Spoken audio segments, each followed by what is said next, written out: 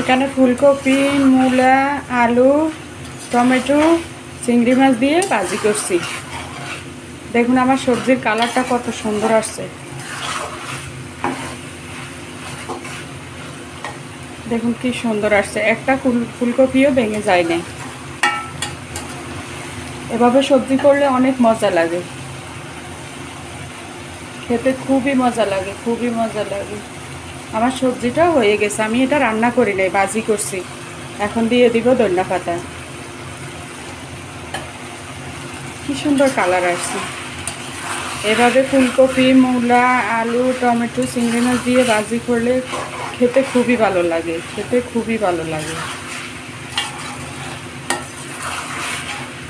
যদি আমার সবজির কালারটি আপনাদের ভালো লাগে তাহলে লাইক, কমেন্ট, শেয়ার করে দিবেন, ইউটিউবে সাবস্ক্রাইব করে দিবেন। আসসালামু আলাইকুম, আল্লাহ হাফেজ।